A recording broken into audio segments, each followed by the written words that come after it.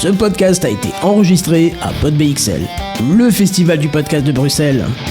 Plus d'informations sur podbxl.be.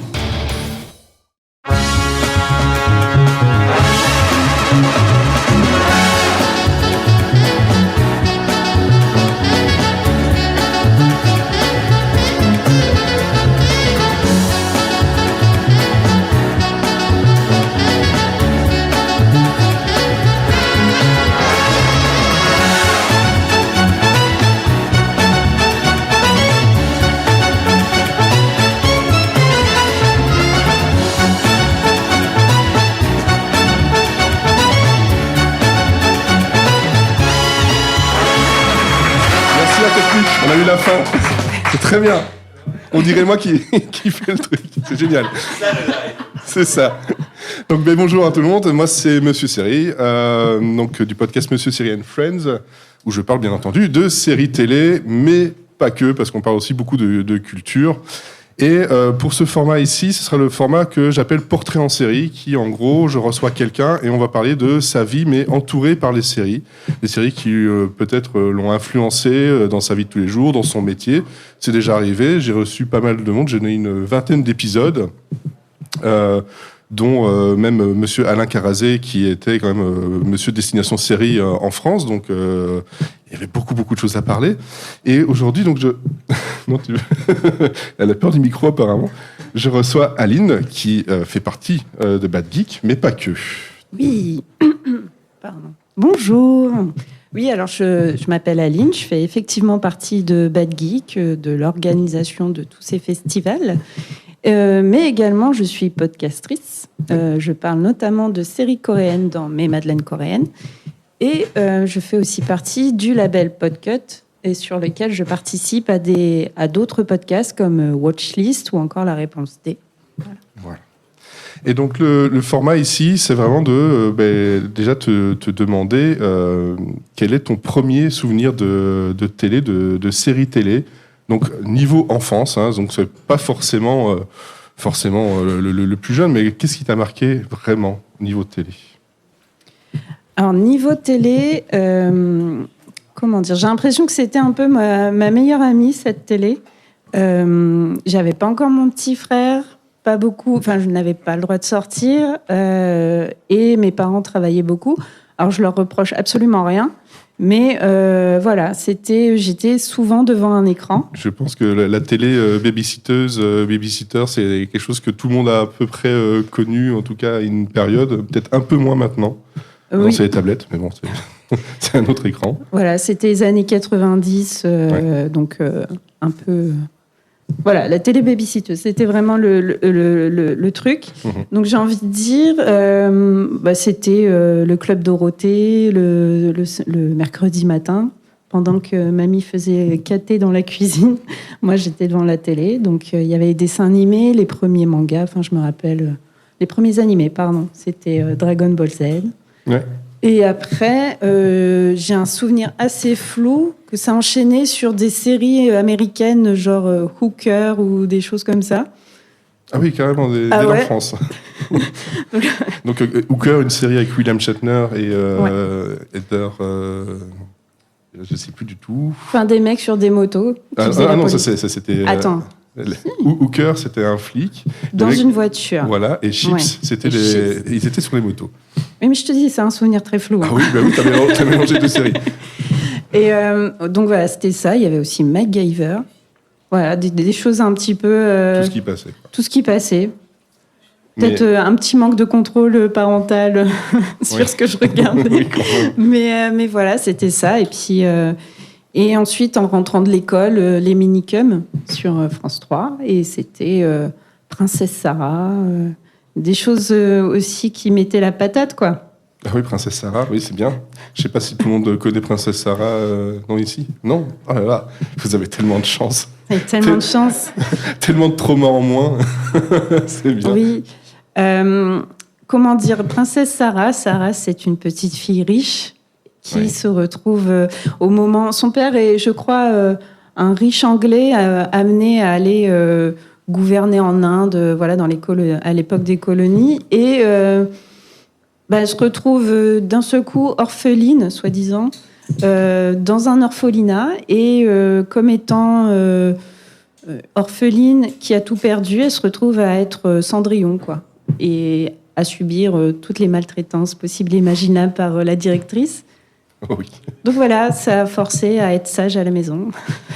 Oui, pour l'info, ici, donc, j'ai 2 filles, 9 et 5 ans. Et ma femme s'est dit, tiens, c'est bien, je vais vous partager Princesse Sarah, que je regardais quand j'étais petite. Et une des réflexions de ma plus grande, ça a été, mais pourquoi ils sont méchants à ce point-là avec elle? Et tout le long, c'est, mais pourquoi? Mais malgré tout, il y a un attrait, elle regarde et ça leur plaît beaucoup, mais c'est vrai que ça fait quand même pas mal de choses. Trauma, mais c'est pas le pire quand même dans les dessins animés. C'est pas le pire, il y avait Rémi sans famille. Voilà. Qui déjà dans son nom, de toute façon, on a bien compris que ça n'allait pas être joyeux. Non, et ce qui était assez fun aussi, c'est qu'il y avait aucune, j'ai l'impression, aucune ligne éditoriale. C'est-à-dire que tu enchaînais Princesse Sarah et après, tu avais Starla, les joyaux magiques. Donc c'était assez marrant, avec le recul, de se dire d'un seul coup tu vois une pauvre orpheline qui se fait taper et après tu as le droit à une magnifique blonde qui, grâce à un joyau en forme de soleil, se transforme en super-héroïne. C'était, je sais pas, comment ça construit aussi les petites filles d'avoir ça, mais c'était intéressant. Je sais pas comment ça les construit, mais en tout cas, apparemment, ça les marque, parce que tu te souviens des noms, tu te souviens peut-être des épisodes, mais tout ça, tu regardais donc toute seule, vu que c'était un peu... Oui, c'était l'heure du goûter, voilà, avec le sandwich au Nutella en rentrant de l'école. Voilà, effectivement. Et donc là-dedans, Princesse Sarah, tout ça, c'est ce qui t'a marqué en premier, mais il y a quelque chose qui vraiment... t'as eu envie de suivre directement ou pas du tout? C'était juste ça tombait là et puis c'était... Ouais, quand j'étais petite, c'était vraiment avoir quelque chose... je pense pas que je me rendais compte qu'il y avait une continuité entre les épisodes. C'était vraiment en accompagnement d'avoir aussi... s'occuper, d'avoir un bruit de fond et des images qui bougeaient. C'est un petit peu triste, en fait, mais non. Je pense que si je demande ici, il y a quand même pas mal de monde qui ont connu ce côté-là, un peu de regarder la télé, voilà, un peu seul, ou en tout cas le temps du goûter. Je sais pas si... oui, voilà, donc c'est pas si triste, c'est un peu normalisé. Peut-être c'est pas forcément toujours bien, mais c'est vrai que dans ces années-là, moi dans les années 80 et 90... il y avait peut-être un regard un peu plus léger sur ce qu'on regardait. Surtout, on n'avait pas accès à tout ce qu'on a accès maintenant avec les Netflix et autres. Où là, globalement, une fois qu'on rentre dedans, c'est la porte ouverte à un peu tout. Quoique le Club Dorothée, c'était pas mal dans le genre non plus. On était pas mal. Ouais, on était pas mal. Et quel est ton vrai premier souvenir de série qui t'a marqué plus fort que ça? Parce que là, c'est des vagues images, mais il y a quelque chose peut-être qui... Aussi, je pense, les moments partagés avec ma grand-mère qui s'installait. Je sais que le mercredi, j'allais chez elle quand elle pouvait encore me garder. Et après le journal de Jean-Pierre Pernaut, c'était Les Feux de l'amour. Donc on regardait Les Feux de l'amour. Je l'ai senti arriver, mais tellement loin celui-là. J'allais dire c'était Les Feux de l'amour. Et t'avais Amour, gloire et beauté le matin. Voilà. Effectivement. Bon, on a tous la même enfance, c'est bien. Ouais. Et donc moi je viens du Nord-Pas-de-Calais. Et donc on regardait ça sur TF1 et Amour, gloire et beauté sur France 2. Et un jour elle s'est aperçue qu'on pouvait aussi capter RTBF. Et que là... Il y avait les épisodes avant. Il y avait les épisodes, vous aviez au moins un an d'avance sur nous. Ouais. Et elle a dit, non, je veux pas voir ça. Moi, je veux continuer sur ma télé française, je veux pas être spoilée. Enfin, le mot n'existait pas encore, spoilé, mais vous avez compris l'idée. Donc, alors, t'es en avance quand même. Non, mais c'était marrant aussi de voir ça. C'était le moment, on partageait pas forcément. Enfin, c'était juste, on était toutes les deux dans le canapé à regarder. On revenait pas à se poser la question, est-ce que Brandon va tromper Sheila? Enfin, non, on ne débriefait pas. Si, il va le faire, mais pas maintenant, mais il va le faire.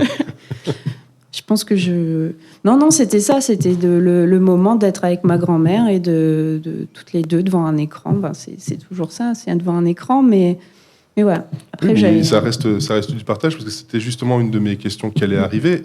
Tu parlais donc toute seule, mais il y a quand même un moment donné où tu te peut-être de télé, donc avec ta grand-mère, ou même avec tes parents, ou pas du tout? Alors avec mes parents, c'était le jeudi soir, Apparemment, ça marque bien, parce que tu te souviens même du jour. Ouais, c'était sur TF1. Le jeudi soir, c'était l'épisode de la série un peu flic français. Là. Il y avait Navarro, il y avait Commissaire Moulin, il y avait tous ces trucs-là qui passaient. Donc ça, c'était le jeudi soir avec les parents. Oui, c'est... Ah non, mais... On te laisse regarder ce que tu veux la journée, mais le soir, c'est les policiers, et les policiers, et les policiers. C'est ça. Mais... alors que moi, mes copines, elles me racontaient, nous, à la maison, on regarde M6 et après, c'est Nounou d'enfer, Notre belle famille, tout ça. Et non, pas à la maison, parce que c'était nul. Je ne sais pas pourquoi. Je pense qu'il y avait...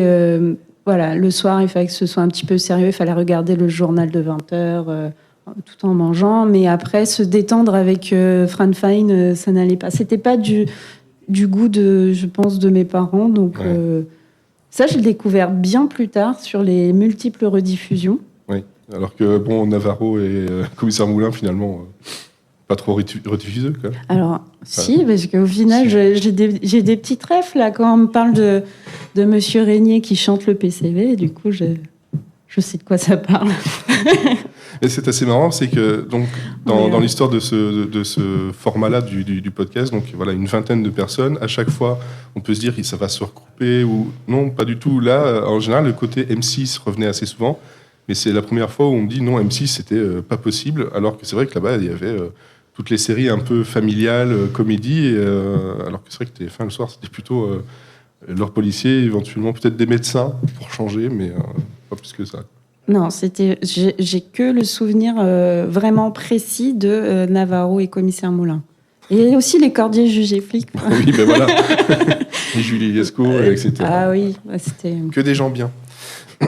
Que des gens bien. Oui, mais ça permet, nous, d'être des gens bien après, peut-être. Peut-être. De se dire, c'était peut-être un peu problématique parfois. Oui, même assez souvent, effectivement.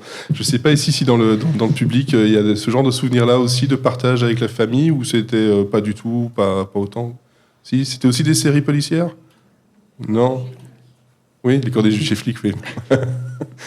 Le truc que je pense que si on regarde maintenant, on va se dire, mais il n'y a rien qui va du tout là-dedans. Il n'y a pas un seul truc qui va. C'est dans son jus. Il faut remettre dans le contexte. Oui, c'est ça. Il faut séparer l'homme de l'artiste. Exactement. Oui, c'est ça. Oui. On les aura toutes faites, c'est bien. Et donc là, par contre, tout ça, c'est quoi ? C'est ton enfance vers 10 ans Oui, c'est ça. C'est mon enfance. J'ai un autre souvenir, mais ça... là, j'étais toute seule devant l'écran et j'aurais peut-être pas dû être toute seule devant l'écran. Ah. C'était le vendredi soir à la maison. Il y avait ma tante aussi qui venait. Donc mes parents et ma tante s'isolaient dans la cuisine pour manger. Et puis moi, au bout d'un moment, on avait marre des conversations d'adultes. Donc j'allais dans le salon. Et à la télé, au final, c'était X-Files. Donc j'ai regardé X-Files très jeune. C'est vrai qu'à niveau trauma aussi, c'est pas mal dans le genre. Ça a peut-être à 10 ans, X-Files, c'est peut-être un peu tôt. Moi, je sais pas, ça a peut-être forgé mes goûts de cinéma de genre et de regarder des choses un petit peu en marge. Mais c'est vrai qu'il y a 2-3 trucs qui m'ont traumatisée. Et je regardais sous mon lit avant d'aller dormir, ça c'est sûr. On ne sait jamais. Il y a peut-être un extraterrestre en dessous, un autre monstre avec les yeux noirs qui se trouve en dessous. Moi, je croyais que c'était soit un vampire ou un gremlins, tu vois. Mais... Enfin bref, j'ai une enfance... Mais je vais bien, hein. Ne vous en faites pas. Hein. Oui, c'est ce qu'on va voir à la fin de cet épisode, si tu vas bien. Je vais bien. Mais tu dis que ça t'a marqué, donc ça a peut-être été une influence pour toi ou pas du tout ?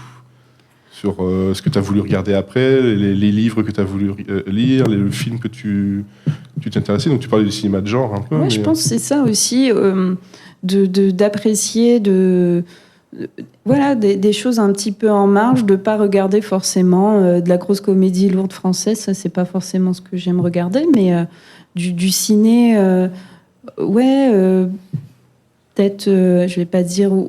qui fait un peu réfléchir, ou du ciné de genre, un peu ciné-horreur ou du fantastique. Ça, c'est des choses que j'ai bien aimées assez tôt, même si c'était aussi le truc de... J'aime bien aussi faire un petit peu peur, de ressentir quelque chose, parce que c'est ça aussi, il faut que j'ai trop longtemps été devant un écran juste pour avoir une compagnie. Là, c'était vraiment après avoir une démarche de regarder quelque chose parce que j'ai envie de le regarder et que ça me procure quelque chose et que je réfléchisse ou que j'ai peur ou enfin, voilà, que ça me produise une émotion. Oui, mais ça colle à plus ou moins avec l'âge vers les 9-10 ans et même après. C'est là où on commence à avoir un esprit un peu plus, on va dire, critique dans ce qu'on regarde, de se dire on va aimer des choses, on va ne pas aimer des choses, alors que quand on est plus jeune, c'est il y a la télé, c'est bon, je vais regarder, peu importe ce qui va passer, le téléachat ou quoi, c'est bon, je vais le regarder parce que ça m'occupe. Quoi, je suis le seul à regarder le téléachat quand j'étais petit. Ouais, désolé. Non. Mais j'attendais les dessins animés. C'était à 7h du matin, il y avait le téléachat et puis après les dessins animés. Voilà, donc, tu finis par le regarder et voir des couteaux qui coupent des chaussures. Ouais. Bon, mais ce balai à tête rotative avait l'air pas mal quand même. Ouais. Mais j'ai rien acheté. Bah, non j'étais plus. Trop jeune. J'avais pas de carte de crédit. Non. Et tu avais, en parlant de cartes, est-ce que donc, tu regardais le Club Dorothée, est-ce que tu avais la carte des membres du club Dorothée? Non, je pense que j'étais sur la fin du Club d'eau. Donc c'était les années... c'était bien les années 90. Je me rappelle des sitcoms avec les musclés et Igueugue. Ils étaient en croisière, il me semble. Ah oui, donc oui, c'est vers la fin quand ça... C'est vraiment la fin, là. Donc non, j'étais... Et puis... C'est vrai, j'ai jamais fait la démarche de demander. Je crois que je savais pas qu'on pouvait le faire. Mais il y avait un magazine où en gros c'était les écrans qui étaient pris en photo pour faire des fausses BD. C'était d'une qualité. Je sais pas si quelqu'un l'a connu, c'est le magazine Dorothée non plus, avec les Chevaliers du Zodiaque où en gros on voyait les lignes de l'écran sur les captures les photos qu'ils avaient pris et ils avaient recollé des bulles par dessus pour faire semblant que c'était des BD. Non mais là t'es en train de me dire que j'ai raté mon enfance là. Je sais pas eu ces livres photos. Je dois encore en avoir peut-être dans le grenier, mais non, cette carte là qui je sais plus comment il fallait faire pour l'avoir, mais c'était le seul moyen de pouvoir avoir son nom au générique quand il y avait les anniversaires. Donc si jamais vous avez regardé le Club Dorothée et que vous cherchiez votre nom dans les anniversaires, si vous n'étiez... Tu l'as fait aussi. T'as eu ton nom ? Non. Ah bah ouais, t'étais pas membre du club, voilà, effectivement. C'est ça le problème, c'est que tous les enfants regardaient, mais ils avaient tellement mal expliqué qu'il fallait être membre du club pour être dedans que tous les enfants regardaient. Et ça permettait, en fait, non, c'était une technique assez forte, ça permettait d'être sûr que les enfants regardent jusqu'au bout de l'émission. Donc ils avaient l'espoir de voir leur nom, donc ils regardaient le générique jusqu'à la fin. Voilà, comme ça, du temps de télé en plus. C'est pas mal, en fait. C'était le Netflix avant l'heure, presque. Tu payais ton abonnement et... C'est comme maintenant avec les Patreons et les autres souscriptions à des podcasts. Hein. On vous dit qu'à la fin, on va vous donner votre nom ou vous faire un remerciement. Comme ça, on est sûr qu'on écoute jusqu'au bout le podcast pour avoir le remerciement. Voilà, vous payez pour pouvoir voir votre nom. C'est tellement bien. Mais ouais, non, mais au final, le Club Dorothée, c'était vraiment bien, je pense, pour les enfants. Ça nous a permis aussi d'avoir accès... Je pense pas que tout le monde dirait ça, mais oui. Oui, pardon, je ne suis pas Ségolène Royal. C'est ça. Mais non, c'était aussi voir des animés. Moi, j'avais jamais vu ça avant. Et ça t'a... Forcément, toi, tu avais les films Disney, les choses très occidentales. Et là, d'un coup, tu as des produits asiatiques. Tu te dis, c'est génial. Le coup de crayon est différent. Les thématiques sont différentes. Ouais, enfin, vraiment. Et c'était aussi le doublage qui permettait d'avoir quelque chose de vraiment cool, quoi. Et c'est de là aussi que c'est peut-être une réminiscence de mon enfance qui fait que maintenant je consomme beaucoup de contenu asiatique, je sais pas, mais ouais, j'ai ce souvenir là et Nicky Larson aussi. Oui. C'était mon premier crush d'enfant, de fille. Je voulais Nicky Larson, mais on avait la version soft française. Oui, parce que la version qui était dans le Club Dorothée, elle était charcutée dans tous les sens. Il y avait plein de choses qui n'étaient pas. Que quand on voit maintenant les vrais épisodes, on se dit. Je me souviens pas d'avoir vu ce genre de truc. Le collège Foufoufou, c'était pas aussi sexualisé. Mais je vois que tout le monde est en train de rigoler sur le fait que Nicky Larson était son crush. Mais j'aurais la curiosité de savoir, vous, votre crush, c'était qui, hein? Parce que tout le monde rigole, mais je suis sûr que tout le monde a un crush, mais un peu inavouable. Parce que moi, j'ai eu le courage de vous l'avouer. Voilà. Alors Personne n'ose, voilà. Non, personne? Pas de crush de dessin animé? Pardon? Les drôles de dames. Ah, oui. Les trois. Les trois, bah oui, il y a tant qu'à faire. Oui, les drôles de dames. Oui. Si quelqu'un me dit les craquantes, c'est accepté aussi. Hein, Golden Girls, bon, c'est les drôles de dames, mais un peu plus âgées. Non, personne? Non, je crois pas. Non, bon bah voilà. Comme quoi, tout le monde n'a pas eu de crush ou alors ne veut pas l'avouer parce que c'était, moi c'était oui oui ou non pas moi, hein, c'est un exemple. Ah ouais. Non, c'était Lamu dans le club Dorothée. Voilà, qu'est-ce que vous voulez que je vous dise? Non, ouais, c'est vrai que le club Dorothée, ça a pas mal fonctionné. Il y a eu c'est la 5 aussi qui a proposé énormément de séries animées parce que c'était Berlusconi. Et Berlusconi avait tout racheté. Globalement, il avait tout racheté.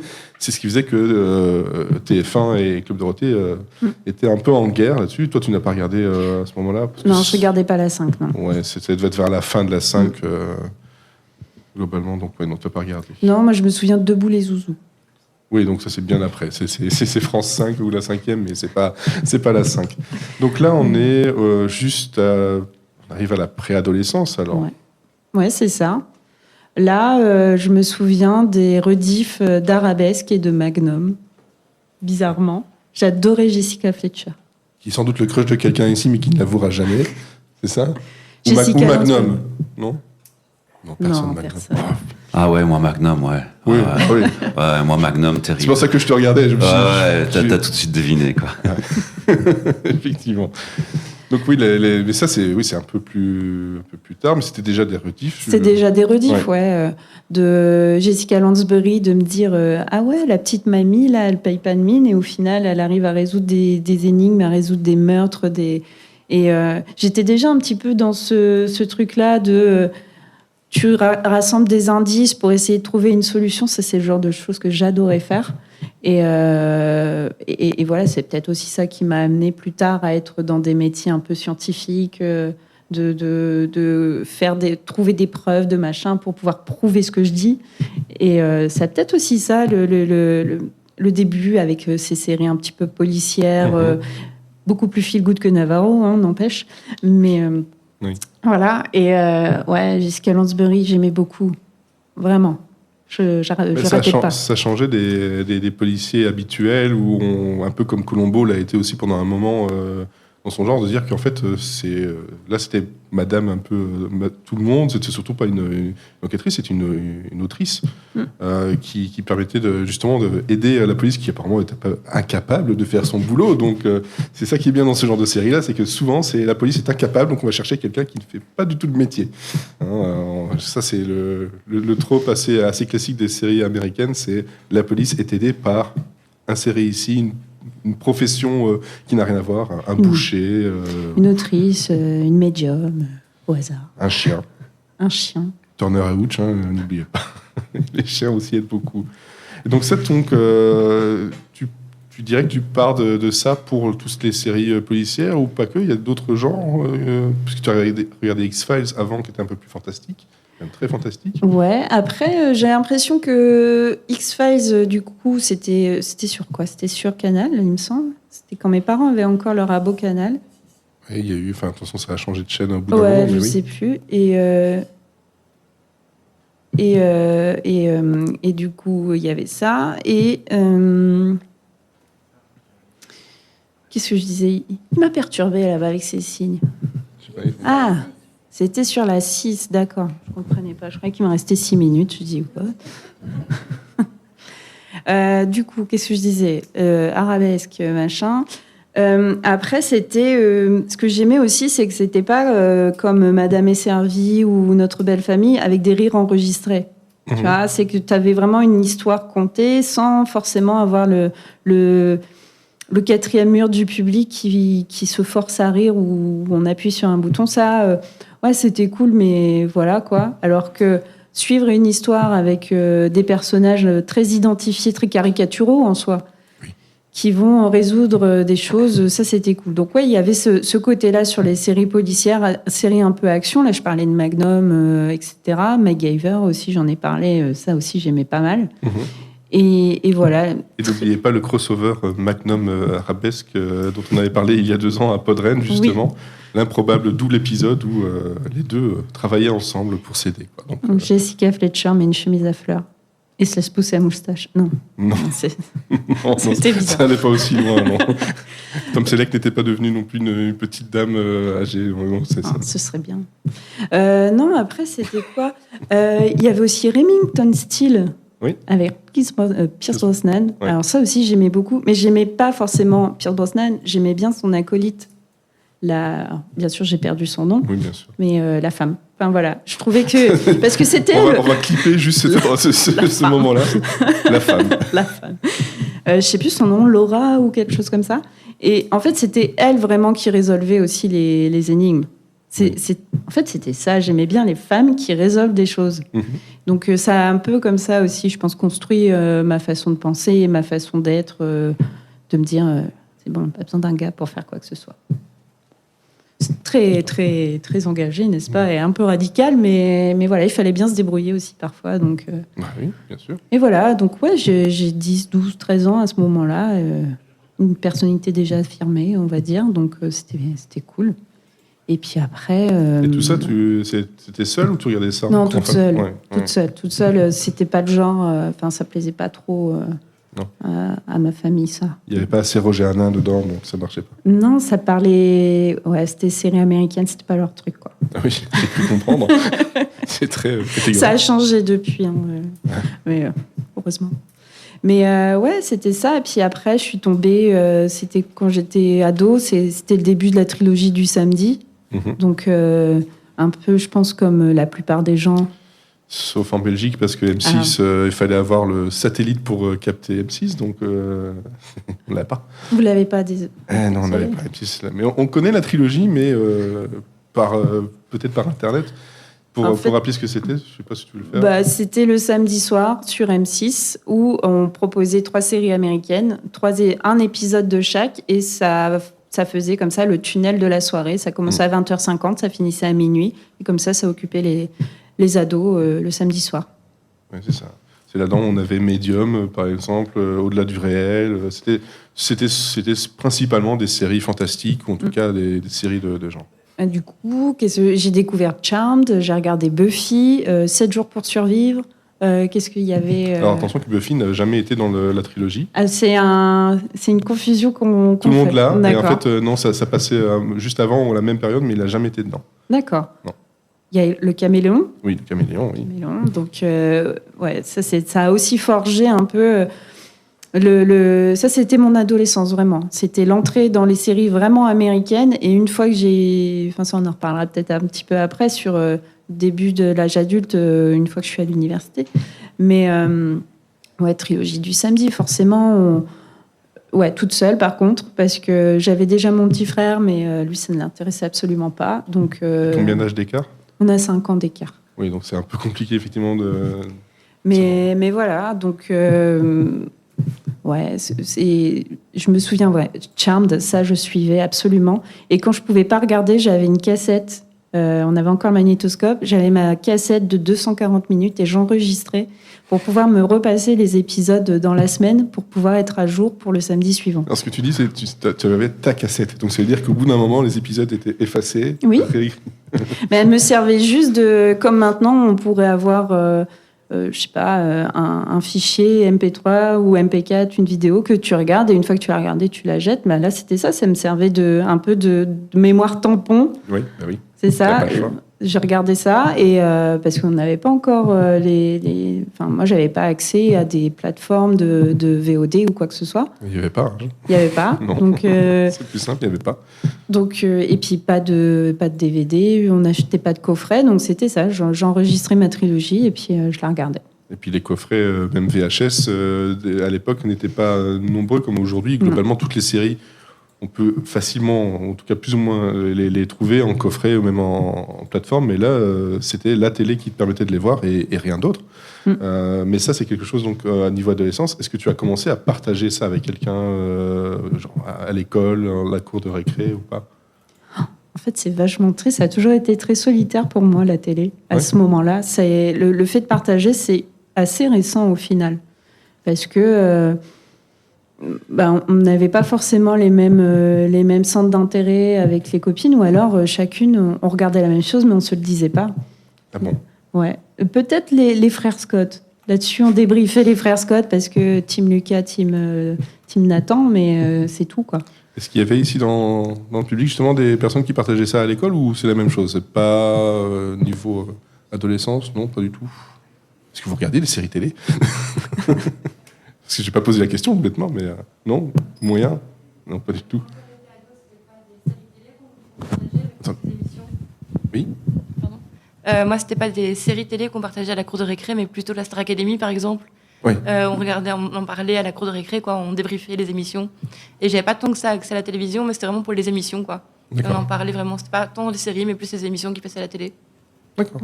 Et toi, tu considères que la télé-réalité, c'est des séries? Non, c'est de la télé-réalité. C'est une émission plutôt. Ouais.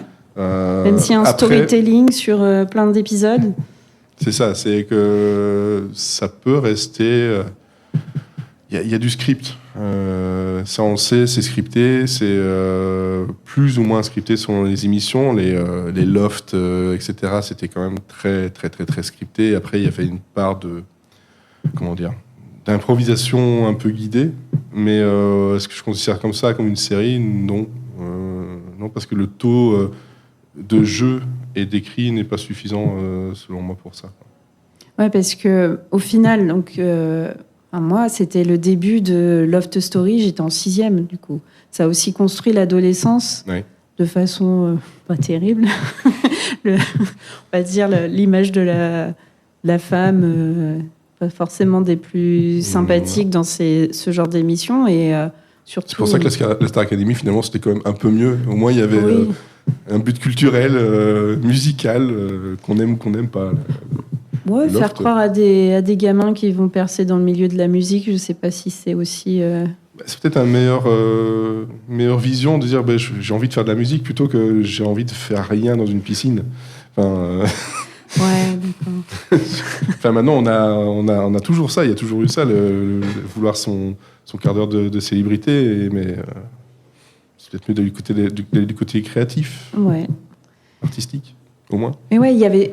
En fait, c'était l'avènement de la télé-réalité, donc ça prenait énormément de place à la télé aussi. Donc, comme on regardait en linéaire sur la télé, on était plus ou moins obligé d'être, comment dire, de voir au moins une fois une télé-réalité. Du coup, les séries, j'ai eu l'impression qu'il y avait beaucoup moins de place à la télé pour ça. C'est aussi pour ça que j'ai un peu de mal avec la télé-réalité, c'est que à plusieurs époques, quand c'est arrivé, ça a fini par remplacer par facilité et par coût. En fait, finalement, parce que ça pouvait rapporter la série télé. Quand il y a eu une des grandes grèves aux États-Unis des scénaristes en 2007, la réaction des télés qui n'avaient plus rien à remplir dans leur chaîne, c'était on va mettre de la télé-réalité. Et donc c'est là où on a eu une explosion de Survivor, donc le futur Koh-Lanta et le Bachelor, etc. qui sont arrivés parce que en fait il y avait tellement plus de séries qui étaient écrites qu'ils allaient chercher des personnes qui écrivaient de la télé-réalité et ça a remplacé. Donc c'est pour ça qu'il y a toujours un pincement, quoi. Mais après, à côté, tu vois, on avait quoi? On avait Sous le soleil.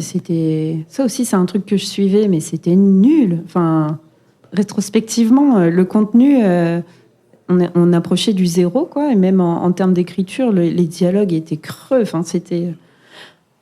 Voilà, c'était pas bien. C'était pas bien. Et après, tu avais le dimanche, je me souviens, on avait Dawson aussi. Oui. C'était un peu mieux, mais est-ce que parce que c'était américain, on trouvait que c'était un peu mieux? Je sais pas. Et les Walker Texas Rangers aussi. Ouh là là, le grand écart. Ouais, non, mais c'était TF1, quoi. Oui, c'était le dimanche. Après le Grand Prix. Oui, c'est ça, avec Xena ou Hercule. Ah, mais ça, c'était bien aussi.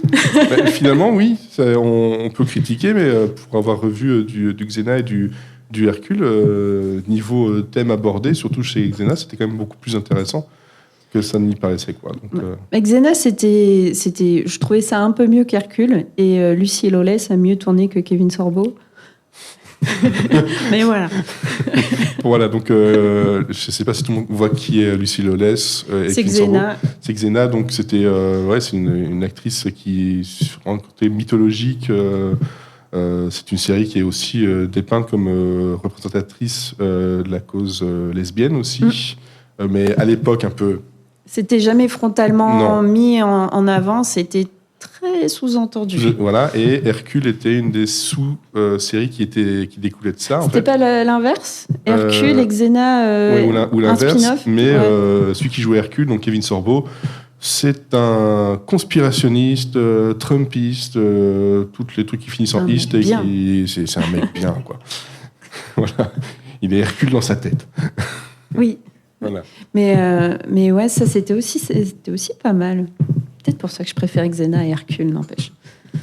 Dans le truc de femme forte, femme en avant, femme qui décide, j'ai pas besoin de mon mec, c'était aussi. C'est sûr. Ça construit aussi le truc. C'est sûr. Mais ouais, ça c'était mes souvenirs de week-end. Oui. Sur TF1, forcément. Et je sais pas si tu te souviens de ça, il y avait un truc en animatronics qui s'appelait Dinosaure. Oui. Avec Oui, mais c'était, Jim Henson. Jim Henson, et c'est Disney qui a racheté ça, qui n'a toujours pas sur Disney+. Dinosaure, ça vous parle aussi ou pas du tout? C'était pas un animatronique, c'était des personnes... il y avait un personnage en animatronique. Oui. Les autres, c'était des acteurs qui étaient déguisés en dinosaures, mais un peu humanisés. C'était une comédie façon Malcolm, où justement on suivait le père qui travaillait dans une carrière, voilà, et il y avait un petit bébé qui n'appelait pas son père papa, il s'appelait pas la maman. Donc voilà, et c'est un truc où c'était assez étrange, mais en fait finalement très drôle, et aussi dans les thèmes abordés, ça abordait des thèmes politiques et d'actualité de l'époque, mais sous le prisme de c'est rigolo, c'est des personnes déguisées en dinosaures, donc ça va, ça passe, on peut dire des trucs un peu edgy, et ça passera parce que c'est de l'humour, et c'était bien. Ça, c'était le dimanche matin. Ouais, dimanche matin, ouais. Mais alors, je suis totalement passée à côté des messages politiques et de l'humour. Moi, À l'époque, moi aussi, voilà, faut pas. Mais politique américaine, pour les avoir Guillaume revus Présent. Pour les avoir revus après, si, ça parlait quand même pas mal de. Il y a eu un épisode qui parlait de viol, alors que c'est un truc qui est pour les enfants, mais ça le cachait un peu. On avait des épisodes un peu sur la dépression. Et on se dit, je regardais ça et j'ai rien capté. En fait, il y a tellement de niveaux de lecture, comme on a maintenant dans les Pixar, les Disney et autres, on a des niveaux de lecture. Tu le regardes enfant, tu dis c'est rigolo, il y a les dinosaures. Puis tu le regardes adulte, tu dis ah oui, c'était chaud un peu quand même ce qu'il nous racontait là, quoi. Donc il faut que Disney Plus les mette au catalogue là. Oui. Ou je sais pas qui a les droits niveau vraiment ici, parce que quand c'est Disney là-bas, ils ont les droits. Ici, c'est quelqu'un d'autre qui a les droits, donc. C'est un peu compliqué. Mais oui, ça serait bien. Et un autre souvenir que j'ai, c'est au collège, quand on rentrait le samedi midi, il y avait Demain à la une.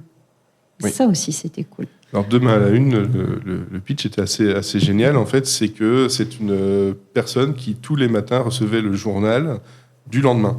Donc, il savait ce qui allait se passer le lendemain. Et ça, c'était vraiment très, très cool à regarder comme ça. C'est un héros qui porte pas de cap.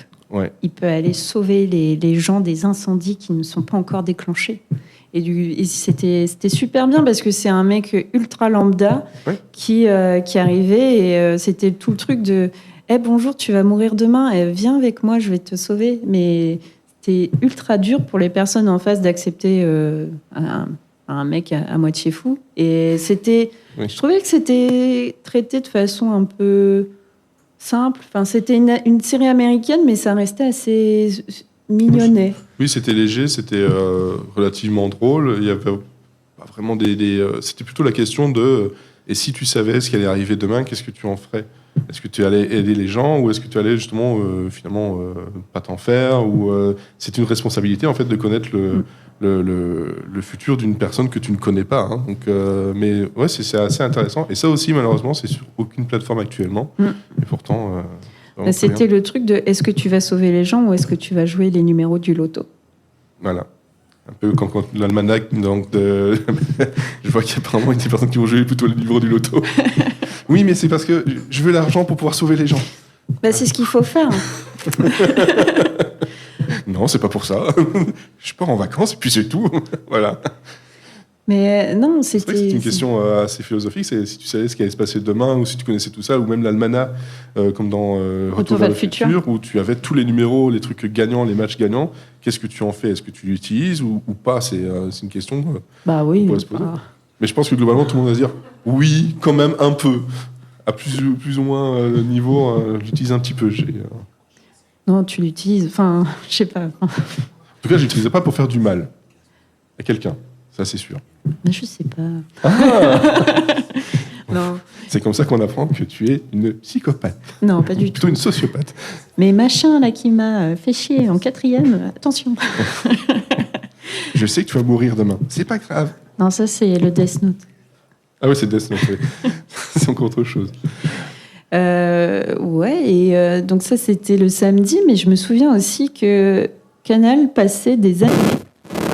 Et on avait le droit à Monster, Full Metal Alchemist, ces animés-là. Il y a une période où Canal+ a commencé à passer beaucoup d'animés japonais, principalement. Un petit peu adulte, un petit peu violent. Oui. Mais c'était cool aussi. Mais ils ont commencé avec une... il y a eu un déclencheur, c'est qu'il y a eu une journée complète de la bande dessinée et de l'animé sur Canal+, que j'ai encore sur une VHS, voilà, où vraiment on avait des reportages dans des studios, avec des dessinateurs, des choses, vraiment l'historique de la BD et de l'animé. Et ils avaient terminé avec pas mal de films, dont Porco Rosso du studio Ghibli, et aussi la brigade Jinro, qui là, niveau public, il faut être un peu plus adulte, et il y avait des choses comme ça, comme Ghost in the Shell, qui sont arrivés après. Et à partir de ce moment-là, ils ont commencé ils ont acheté des trucs, parce que ça avait tellement bien fonctionné que forcément, tu as eu les Full Metal Alchemist, entre autres, qui... C'est peut-être un des plus gentils par rapport à Monster, qui est peut-être un peu plus violent, mais... Un petit peu plus, ouais. Un peu. Et de Full Metal Alchemist, ça, je me souviens, je m'étais vraiment pris au truc, de vraiment vouloir le suivre et d'être là derrière. Et j'avais tellement été déçue de ne pas avoir pu voir la fin. J'avais un pote de ma classe qui m'avait gravé la fin sur un DVD CDR là, qu'on pouvait regarder. Et je ne savais pas, moi, à l'époque, que c'était quelque chose en japonais. Et du coup, il me l'a filé en VO. Et pour la première fois, j'ai regardé un animé en VO. Je trouvais ça vachement mieux que le doublage français.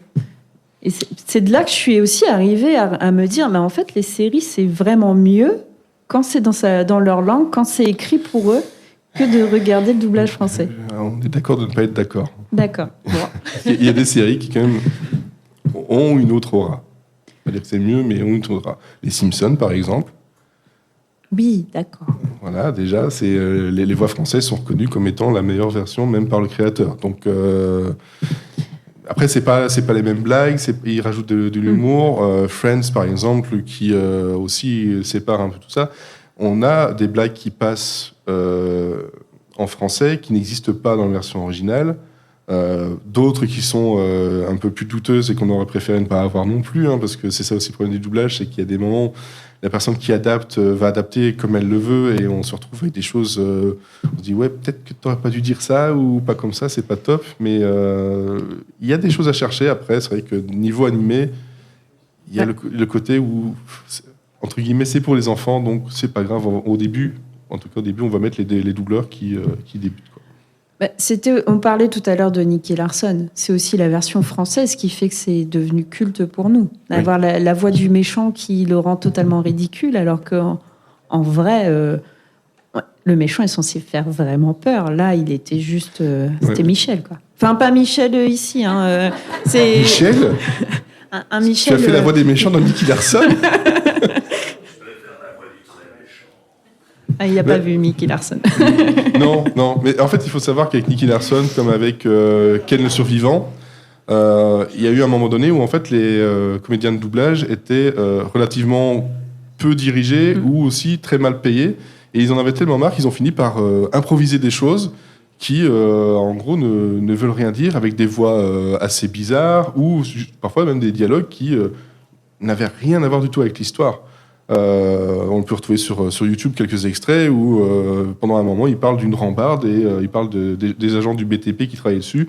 Et oui, c'était ceux qui ont travaillé dessus, alors qu'en fait, c'était un moment clé de l'histoire. Donc, quand tu vois l'épisode en VO, tu te dis, mais il est où le BTP? Il est où la rambarde? Et ils avaient même fait un jeu de mots sur... parce que le Ken Survivor, c'est Okuto no Ken. Et en fait, là, ils ont dit, oui, je suis membre de la secte des hauts couteaux, et plutôt les couteaux comme les couteaux pour couper. Et ils ont fait toute une blague là-dessus. Et donc, finalement, toi, tu te retrouves avec des blagues qui n'existent pas, un souvenir de la série qui, en fait, ne devrait même pas exister. Et puis tu te dis, je vais regarder la version originale pour voir. Mais c'était pas du tout la même histoire. Qu'est-ce qui se passe? Donc là, par contre, je te rejoins. Mais il y avait des raisons derrière, parce qu'ils étaient tellement mal payés qu'ils se sont dit, on n'a pas besoin de mettre de la qualité, on va faire n'importe quoi. Voilà. C'est sûr. Oui. Il y a des questions? Non, juste pour préciser que tu avais des raisons politiques aussi, parce que Ségolène Royal trouvait que c'était trop violent pour les enfants. Oui, mais c'est pour ça en fait qu'il y a eu beaucoup de coupes dedans. Ça, dans le montage, il y a des épisodes qui, je sais pas comment ils faisaient par contre, parce que ça durait toujours à peu près la même durée, mais il y avait facilement 20 à 30% de l'épisode qui était coupé, parce que soit c'était trop violent, soit il y avait trop de points sexualisés. Mais au niveau des doublages même, là c'était vraiment une raison de on n'est pas payé, alors au lieu de faire la grève, on fait n'importe quoi. C'est une autre façon de protester. Mais effectivement, oui, Ségolène Royal a été très très très contre le Club Dorothée et tout ce qui était manga et animé. Je sais pas si elle est revenue dessus depuis, mais un peu on s'en fout. Elle est toujours... Oui, elle est toujours là par contre, oui. Donc là, c'était... On parlait des animés sur Canal, là c'était vraiment ma période lycée, tout ça. Et c'est à ce moment-là aussi où j'ai commencé à demander à Noël des coffrets DVD. Et là, j'ai eu les Friends et j'ai découvert Friends en VO du coup. Ouais.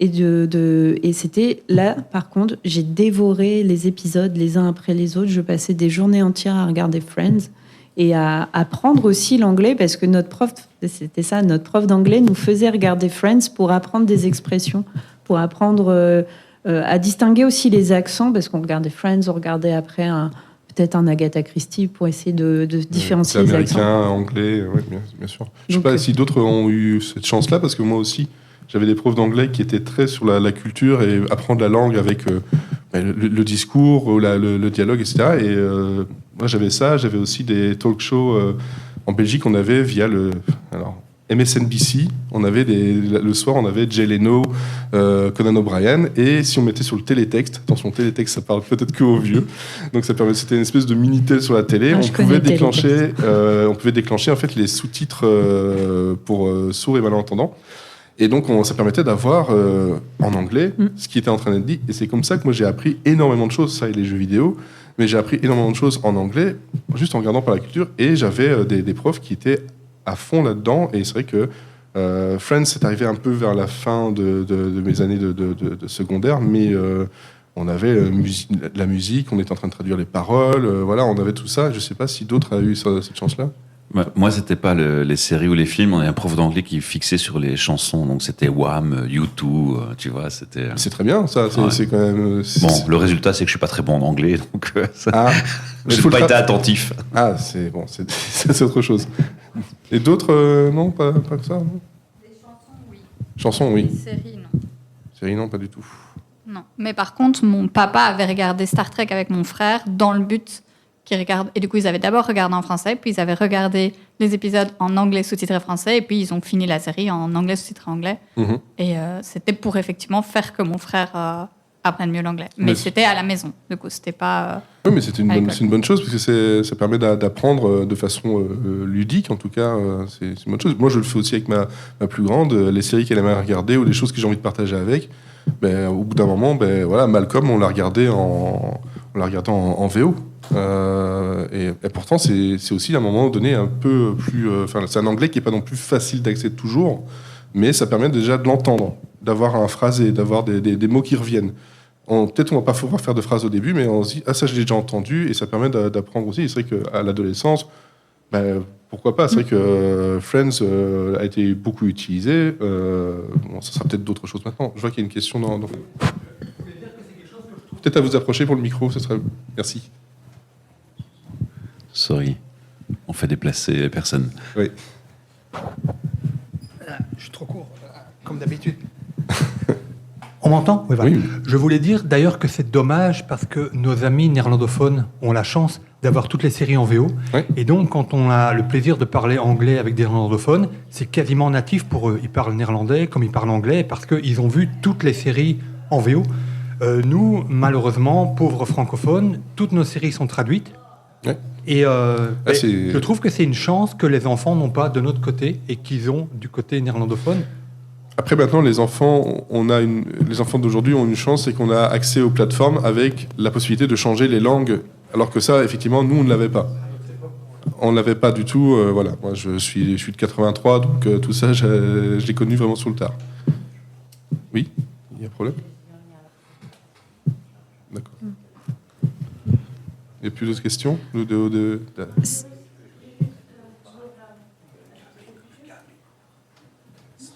Oui. Donc moi, je suis anglophone. Oui. Et quand je commençais à essayer de parler plus en français, quand je suis arrivée ici, je voulais regarder beaucoup de choses en français. J'ai trouvé que c'était très difficile parce que j'aime bien de sci-fi. Mhm. Il n'y avait pas beaucoup de choses à regarder. Mais maintenant, j'apprends le néerlandais. Et il y a aussi pas de science-fiction. Mais je regarde un show qui s'appelle Wits. C'est un policier, c'est vraiment bizarre. Mais je trouve que ça m'aide beaucoup parce qu'il faut écouter des choses pour apprendre, pour comprendre comment ça marche et aussi la culture de les gens. Donc maintenant, je commence à comprendre comment ça marche dans le monde de la flamme, etc.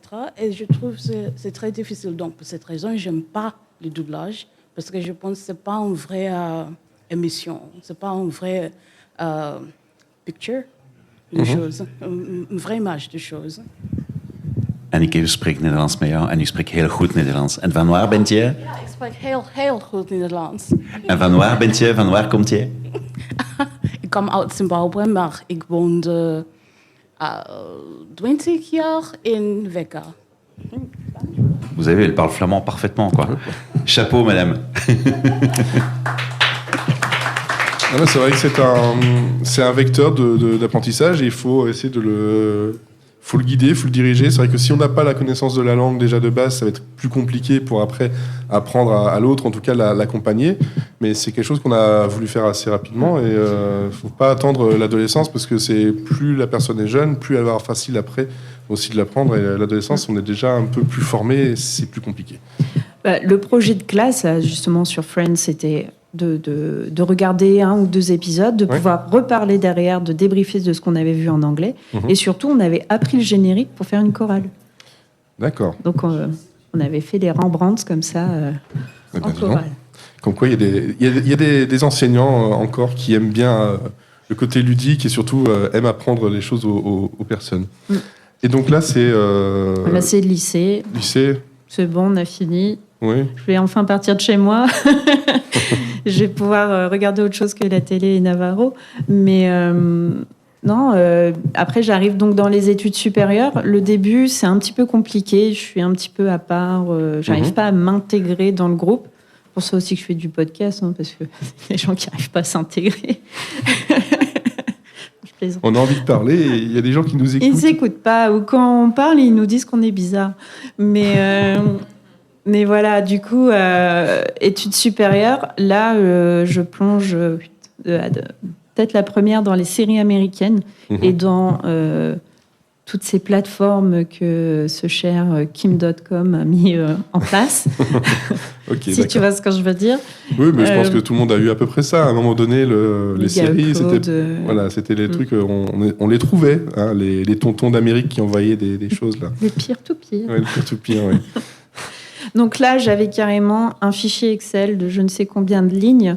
Et chaque ligne était une série. Et à chaque fois que je regardais l'épisode, je notais le dernier épisode vu pour que je puisse regarder de façon linéaire chaque série. Donc j'en suivais des dizaines en même temps. Enfin, c'était presque une addiction de regarder des séries parce que je les regardais sans les suivre. C'était là, quoi. Donc... je peux plus te citer le nombre de lignes, ni qu'est-ce qu'il y avait spécifiquement. Je me souviens que je regardais Vampire Diaries, je regardais Pretty Little Liars, je regardais Grey's Anatomy, enfin des choses que tout le monde regardait, mais que forcément on partage. Enfin, je ne partageais pas forcément mon ressenti sur tel ou tel épisode. Mais de là aussi, ça a construit peut-être un esprit critique dans le sens où ça devenait de la consommation et presque de l'addiction, comme je te disais. Mais il y a certaines séries, ces trois-là, je te cite ces trois-là, celle-là, je m'en souviens, parce que je me rendais compte de la construction d'un scénario, de comment on faisait du storytelling, de comment ça partait en cacahuète totale sur Pretty Little Liars, et qu'à la fin, j'étais là, je sortais les rames, j'ai dit, je me rendais compte dans mon fichier Excel que c'était déjà la 7e saison, donc je me dis, ou 6e, enfin, on s'en fout, mais j'ai déjà investi 6 ans de ma vie là-dessus, ben, il faut que j'aille jusqu'au bout. Je n'avais pas encore ce truc de si t'aimes pas, t'arrêtes. Non, j'avais encore un peu le syndrome complétiste du truc. Oui, il y a des personnes qui ne perdent jamais ça, le côté, bon, j'aime pas, mais je suis tellement investi dedans depuis des années que finalement, je vais quand même le finir. Oh, il reste peut-être qu'une saison. Puis bon, pour Grey's Anatomy, c'est un peu plus compliqué parce que c'est toujours pas fini. Ça finit pas. Est-ce qu'il y a d'autres personnes comme ça aussi qui ont du mal à lâcher quelque chose, même si c'est moins bien maintenant? Oui. Un exemple? Oui, après, moi, c'est pas vraiment par rapport aux séries, mais pour les livres. Pour moi, c'est vraiment très compliqué. Et c'est très dur de continuer un livre quand on n'aime pas. Mais c'est vraiment... Ouais, je vais jusqu'au bout, quoi. Ouais. Oui, c'est ça. Donc, je sais pas si... Parce que j'ai l'impression que le micro ne marchait pas, mais donc vous parliez des livres. Non, mais c'est pas de votre faute, mais j'ai l'impression qu'il n'y a pas de retour. Mais donc oui, effectivement, c'est pour tout la même chose. Hein. C'est les livres, les séries en BD. Voilà, ici, c'est séries télé, mais c'est vrai que tout ça pourrait être collé à n'importe quoi de culturel, du cinéma, de la musique. Mais c'est vrai que c'est compliqué. On a envie d'aller au bout parce qu'on se dit, on a quand même fait un effort d'aller jusque-là. Et puis, le plus dur, c'est de se dire, ah ouais, tant pis, j'abandonne. Mais j'ai l'impression que suivre une série demande quand même beaucoup moins d'investissement que suivre une série littéraire. On va passer beaucoup moins de temps à regarder un épisode et on peut le mettre en 1,5 qu'un livre. Voilà, on a sa vitesse de lecture plus ou moins rapide, mais après, ça dépend aussi de ce que vous choisissez comme taille de livre. Mais voilà, du coup, c'est cette période-là où je suis un petit peu pas très bien dans mes baskets, vraiment un peu à la marge, où je me sens pas bien et je trouve un peu de réconfort dans ces séries-là, même si elles sont nulles. C'est des gens que tu retrouves de façon régulière, de façon très artificielle, parce que je les connais pas, ils me connaissent pas forcément. Mais Non, mais la série télé, pour beaucoup de personnes, sans se sentir bien, mal, etc. Il y a toujours un effet un peu cocon, doudou qu'on essaie de rechercher, que ce soit dans, ici les séries télé, qu'on perd un peu maintenant en fait avec le nouveau format des plateformes où on va avoir une saison, c'est 10 épisodes qui vont durer peut-être 1 heure, alors que là on a été souvent sur des 18-20 épisodes de 50 minutes, donc on avait vraiment sur tout le long de l'année, et surtout c'était semaine par semaine, on avait un rendez-vous, on avait une création de rendez-vous qui permettait d'avoir ce côté un peu réconfortant. Et cette création de rendez-vous, ce n'est pas que pour les séries télé, c'est aussi pour soi, en fait, essayer d'apprendre à trouver un moyen de se faire du bien grâce à un rendez-vous fréquent. Et donc, là, c'est les séries qui le font. C'est un palliatif à je me sens pas bien, mais c'est surtout, en fait, c'est le cerveau qui se dit tiens, j'ai envie de me faire un peu de bien, être gentil avec moi, etc. Même si c'est quelque chose qui est globalement nul, ça permet de...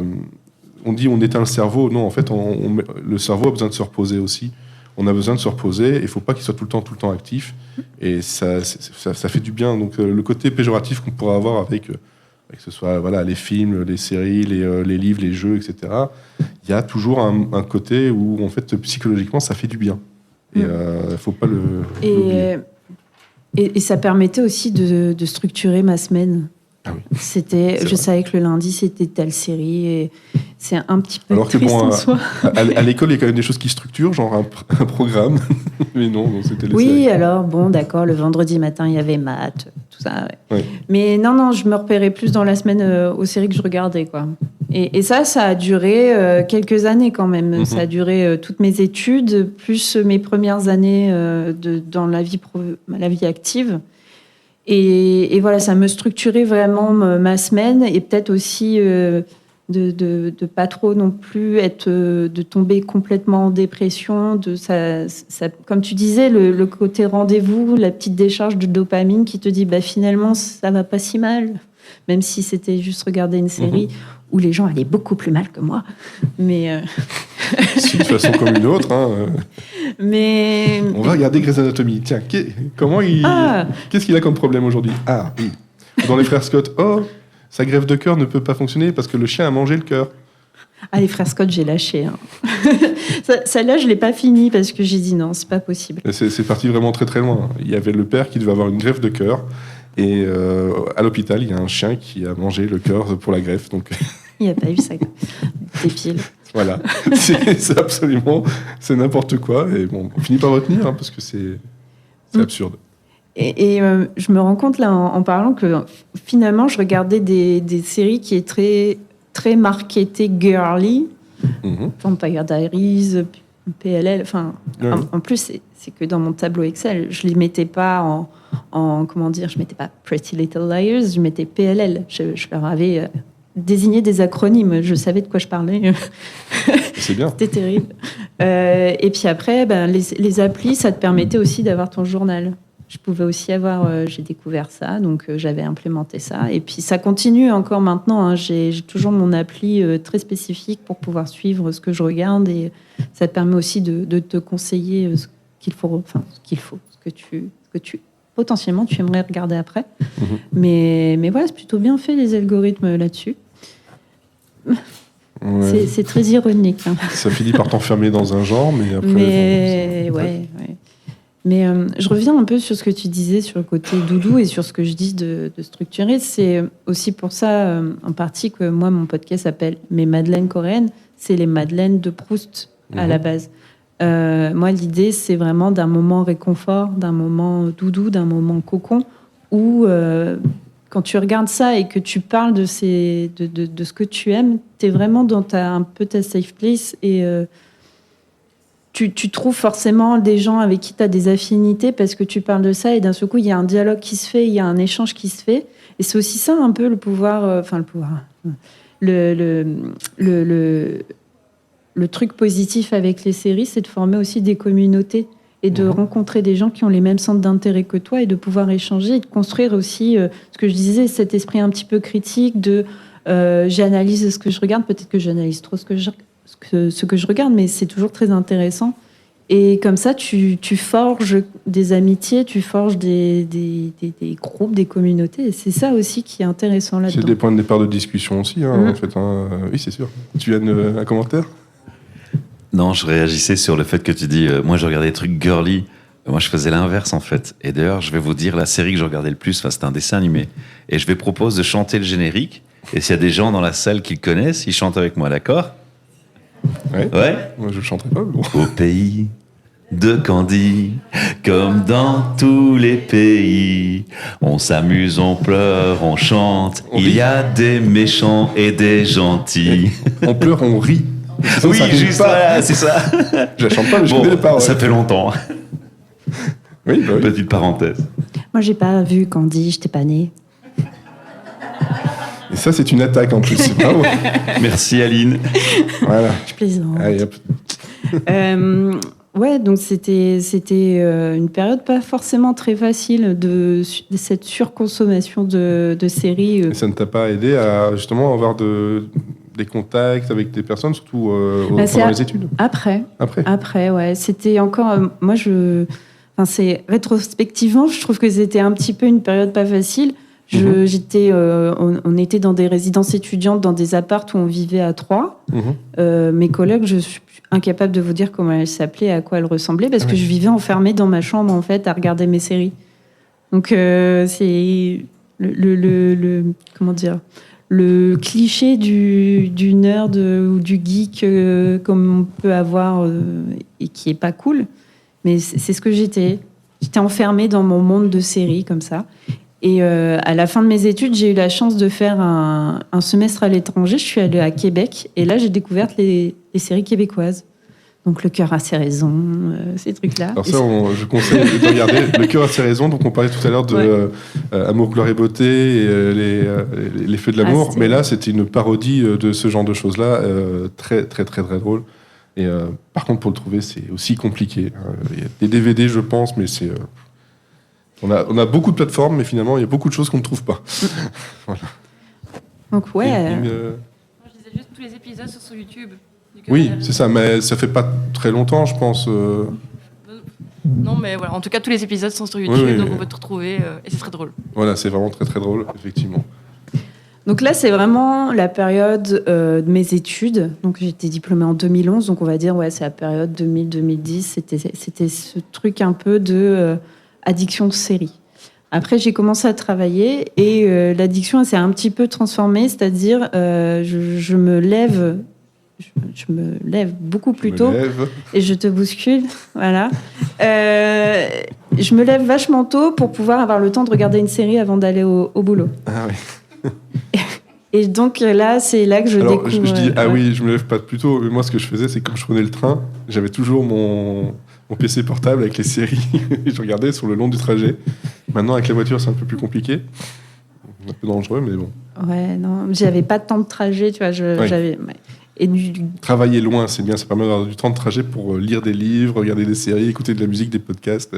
Ouais, mais ça veut dire que si tu y vas, c'est du temps de trajet, mais le retour aussi. Et moi, des fois, j'aime bien être chez moi rapidement. Mais c'est autre chose. Le télétravail. Bien. Et là, donc le matin, c'était 20 minutes. Donc j'ai regardé The Office, j'ai regardé Parks and Rec, j'ai regardé Mindy's Project. Enfin...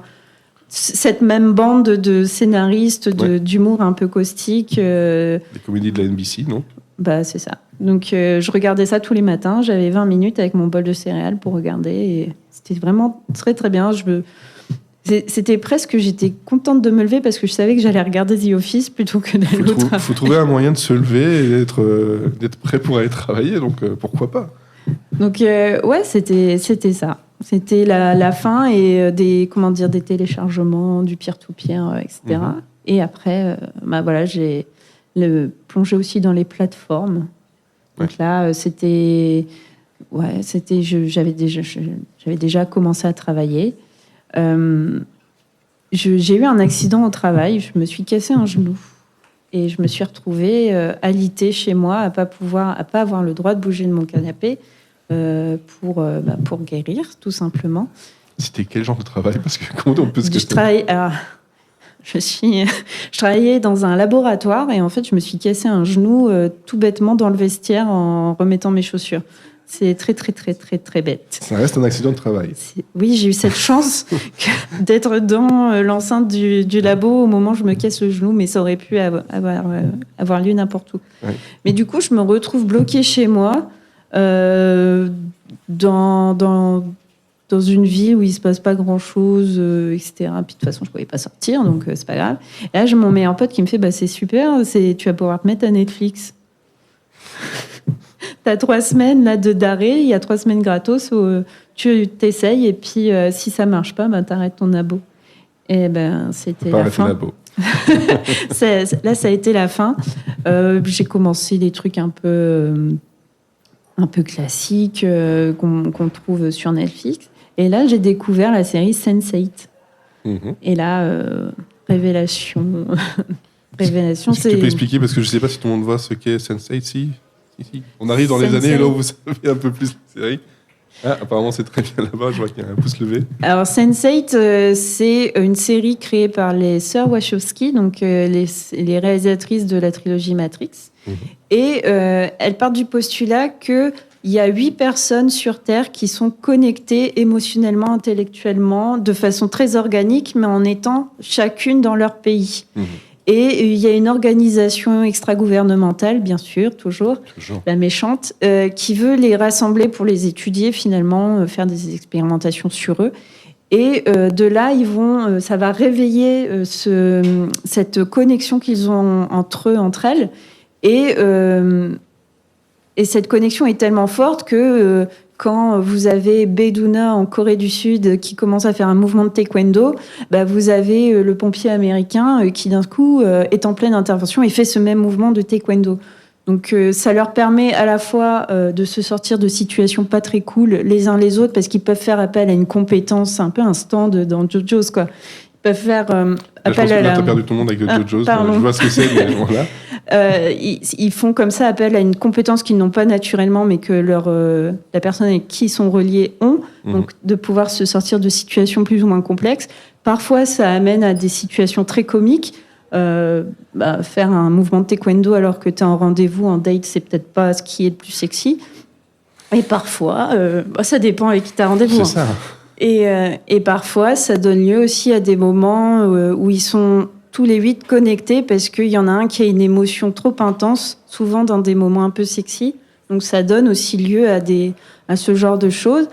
Et là-dessus, moi, cette série, elle m'a marquée parce que ça a aussi marqué le début un peu de mes engagements un peu forts, notamment en temps de prise de conscience sur toutes les thématiques LGBTQIA+, parce que c'est très, très prégnant dans cette série-là. Tout ce qui va traiter des rapports homosexuels, de lesbiens, de la transidentité, juste aussi du genre fluide, la fluidité de genre, et surtout... voilà, ça m'a conscientisée là-dessus et j'ai un souvenir vraiment très, très, très prégnant de Sense8 et je pense que je la regarderai, je peux toujours la regarder. Et donc, c'est 2 saisons et un épisode final, c'est ça? Il me semble, ouais. Mais voilà, j'ai un très, très fort souvenir de Sense8. Et après, donc l'algo, pendant très longtemps, m'a proposé que des contenus LGBT. Donc forcément, ça m'a aussi renforcé sur ce côté un petit peu conscientisé des problématiques.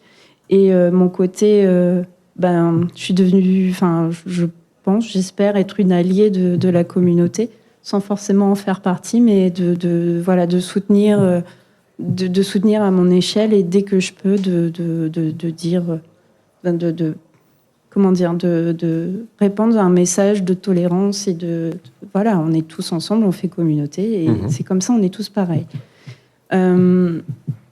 Et après, je suis tombée dans les à cause de Netflix.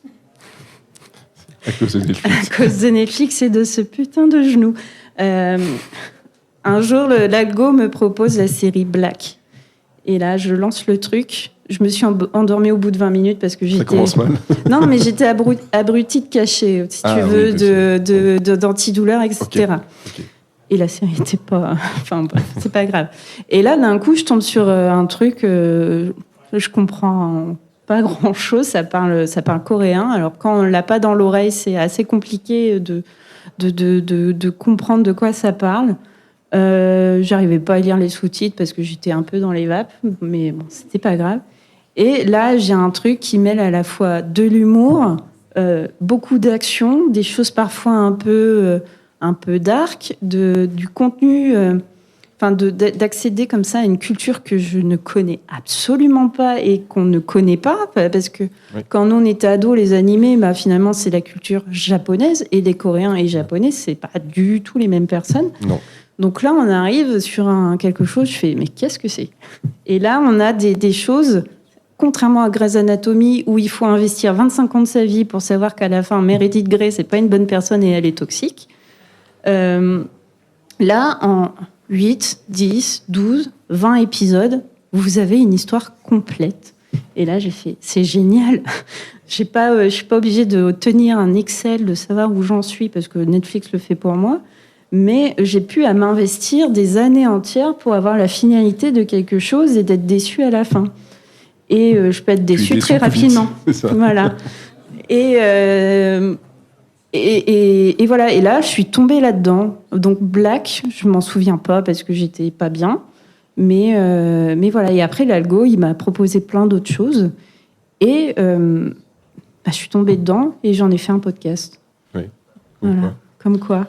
Parce que voilà, c'est vraiment une ouverture culturelle sur autre chose et de là, de voir quelque chose de totalement différent, d'avoir une histoire de A à Z, comme je disais, de façon rapide, que tu peux consommer, parce que ça reste de la consommation. Soit tu binge-watch et tu tapes les 8 épisodes en une journée et tu as quelque chose de très sympa, que tu as passé une bonne journée. Ou alors tu peux essayer de faire durer le plaisir et de picorer un épisode par-ci, un jour, 2 jours, ou une fois par semaine. C'est toi qui choisis comment tu le regardes. Voilà, c'est vraiment ça. Et d'essayer aussi d'analyser de comment eux, ils font de la série, parce qu'ils ne le font pas forcément comme nous. Il y a des tropes qui sont très... Il y a un cahier des charges. Hein. Tu sais qu'à l'épisode 8, il y aura un bisou. À l'épisode 12, ils vont se disputer. À l'épisode 13, ils ne s'aiment plus. À l'épisode 16, ils se retrouvent. Enfin, à force d'en regarder, tu arrives à... Sur le quai d'une gare, en général. Et ça tourne au ralenti, la caméra, comme ça. Et je regarde pas, mais je connais bien ce trope-là. C'est très cliché. Et il y a un parapluie jaune, toujours. Toujours.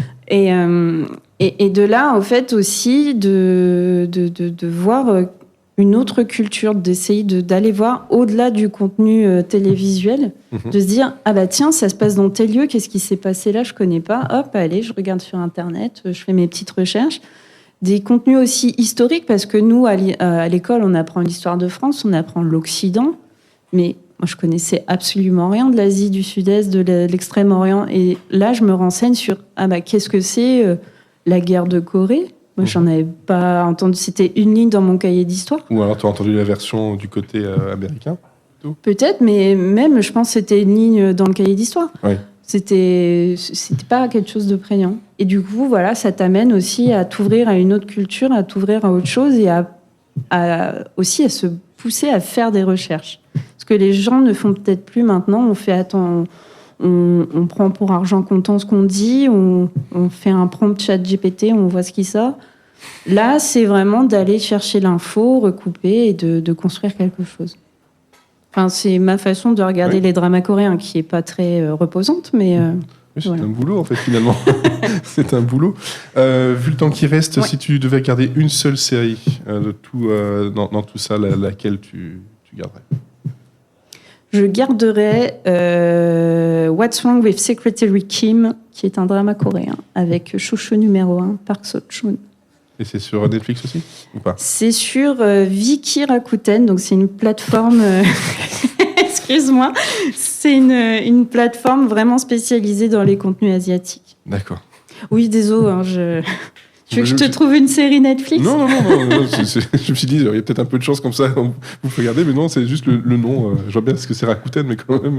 C'est Viki, voilà. Sinon, sur Netflix, ça fait 2 fois que je l'ai fait, celle-là. Sur Netflix... C'est à cause des corps des jugés flics, ça.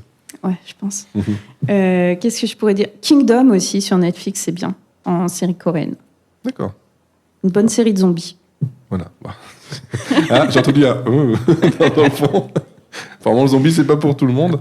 Est-ce que quelqu'un a envie justement de citer juste une série qu'il regarde en ce moment dans le public, ou on peut terminer comme ça ? Non ? Un conseil ? Je regarde Clégo. Pardon ? C'est ce... Donc, le chemin des Oliviers, parce que là, comme ça, je dis si on n'entendait pas bien. Ok, donc sur Netflix. Quelqu'un d'autre ? Non ? En tout cas, je te remercie justement d'être confié là-dessus, de voir que effectivement, une fois encore, le côté culturel, les séries peuvent guider dans un chemin de vie. Pas toujours forcément dans de bons endroits, mais finalement, on s'en sort. On trouve des chemins et tout ça. Je vous remercie tous et toutes d'être venus à 10h du matin pour écouter parler de séries. Et bon programme pour PodBXL cet après-midi. Donc, cette fin matinée. Merci.